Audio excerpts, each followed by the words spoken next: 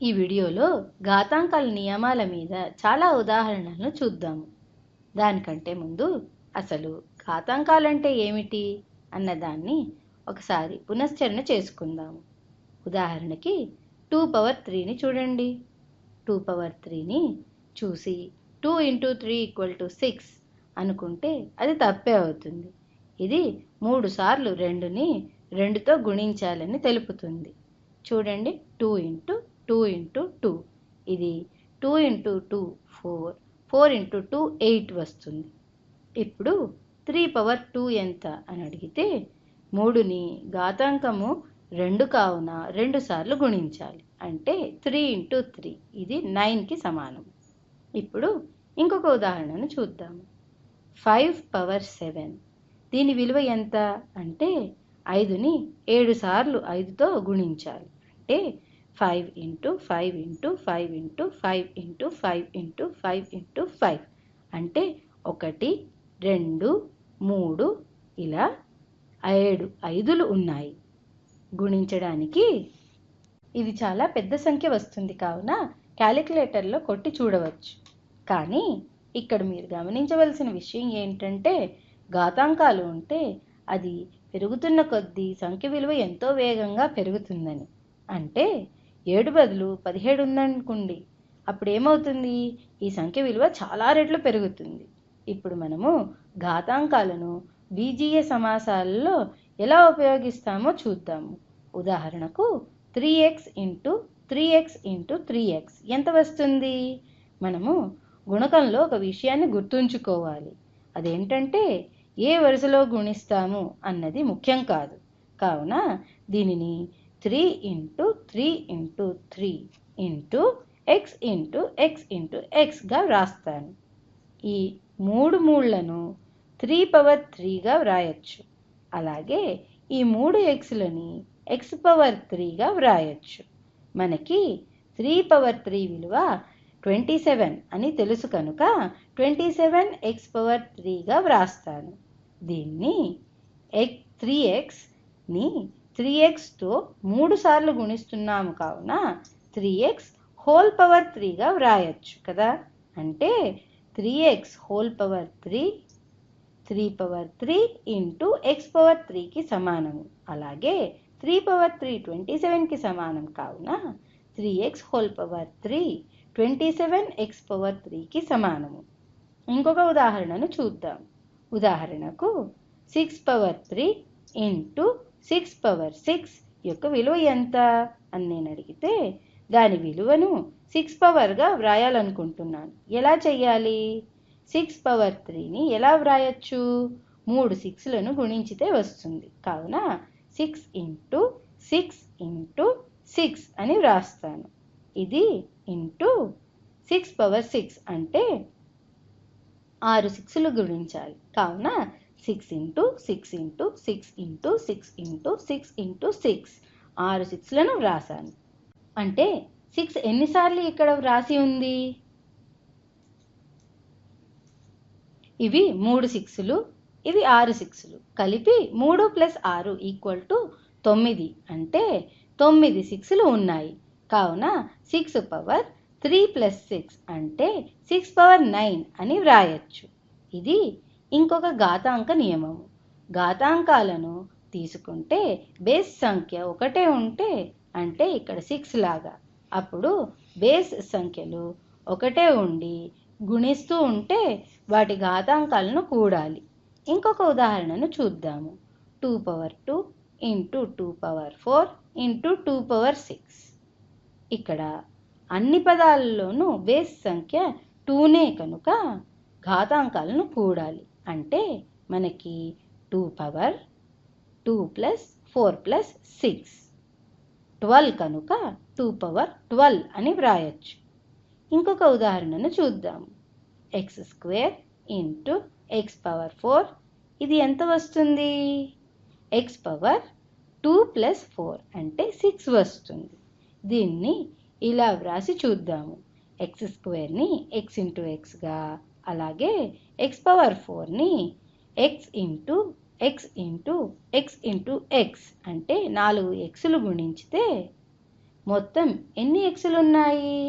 6 ఎక్స్లు. కావున X power 6 వచ్చింది. ఇప్పుడు ఇంకొక ఉదాహరణను చూద్దాము.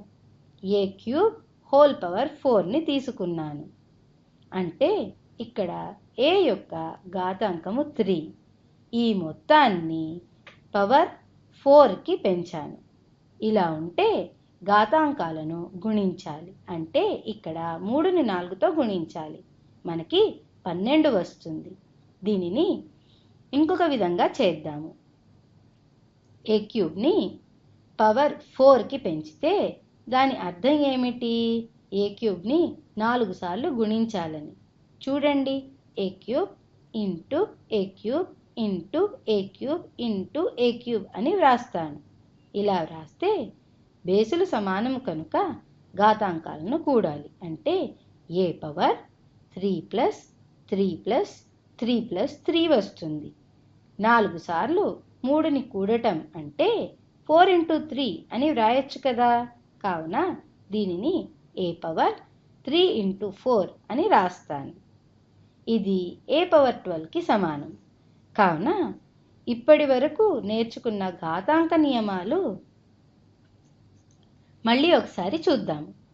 X power a into X power b is equal to x power a plus b వస్తుంది. చూడండి, పైన ఉదాహరణలో x power 2 into X power 4ని ఎక్స్ పవర్ 6గా వ్రాసాం కదా. మనము x into y whole power a x power a into why power ఏకి సమానం. ఈ వీడియోలో ఇంతకు ముందే చూసాం కదా. అది 3x హోల్ పవర్ 3ని 3 పవర్ 3 ఇంటూ ఎక్స్ పవర్ 3గా వ్రాసాం కదా. అదే ఇక్కడ రాశాను. ఇంకొక సూత్రాన్ని కూడా చూసాము. అది x power a whole power b ఉంటే x power a into b అని వ్రాయాలని.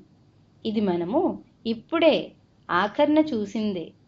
ఈ ఏ క్యూబ్ హోల్ పవర్ 4ని ఏ పవర్ 3 ఇంటూ 4 అంటే ఏ పవర్ 12గా వ్రాసాం కదా.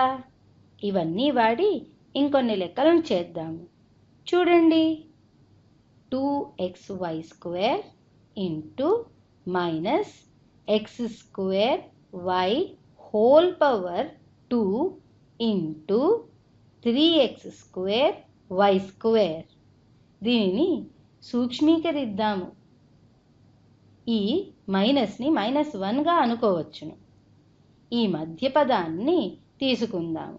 ఇది మొత్తం ఘాతాంకం 2కి పెరిగింది.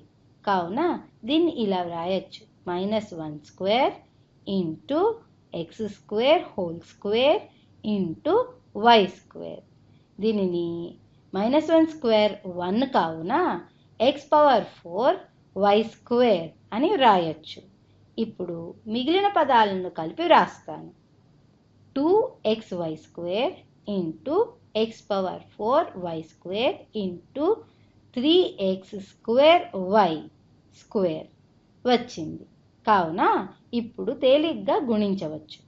గుణకంలో ఏ క్రమంలో గుణించినా, అంటే ఏ వరుసలో గుణించినా అది మొత్తం విలువను మార్చదు. కావున ఇలా గుణిస్తున్నాను.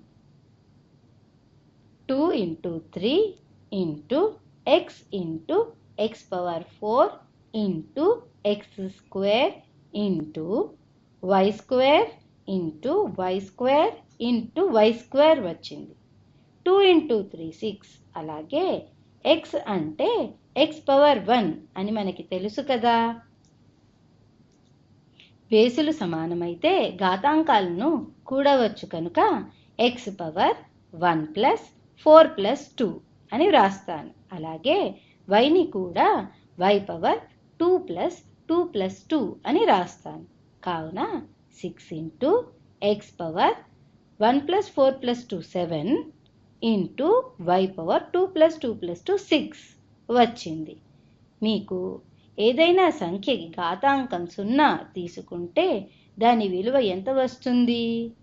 ఉదాహరణకు 7 పవర్ 0 తీసుకుంటే దాని విలువ ఎంత వస్తుంది? ఇది 1కి సమానము అని తెలుసు కదా. అలాగే 1 పవర్ 0 కూడా 1 వస్తుంది. లేదా ఏ సంఖ్యకైనా ఘాతాంకము సున్నా ఉంటే దాని విలువ 1 అవుతుంది, కానీ ఆ సంఖ్య 0 కాకూడదు. ఎందుకిలా అన్ని సంఖ్యలు పవర్ 0కి పెంచితే 1 విలువ ఇస్తాయి అన్నది చూద్దాం. ఘాతాంకాలు 1, 2, 3 అని రాస్తాను. సంఖ్య 3 తీసుకుంటే 3 పవర్ 1 3, 3 పవర్ 2 9, 3 పవర్ 3 27 అని రాస్తాను. అయితే 3 పవర్ 0 ఎంత అన్నది చూద్దాం. చూడండి, ఘాతాంకము 3 నుండి 2కి తగ్గితే 27ని 3తో భాగించితే 9 వస్తుంది. అలాగే ఘాతాంకము 2 నుండి 1కి తగ్గితే విలువ 9ని 3తో భాగించితే 3 వస్తుంది. మరి ఘాతాంకం 1 నుండి 0కి తగ్గితే విలువ 3ని 3తో భాగించితే 1 రావాలి కదా. కావున ఏదైనా సంఖ్యని 0 ఘాతాంకానికి పెంచితే దాని విలువ 1 వస్తుంది. ఆ సంఖ్య 0 కాకూడదు. వచ్చే వీడియోలో కలుద్దాము. ఉంటాను.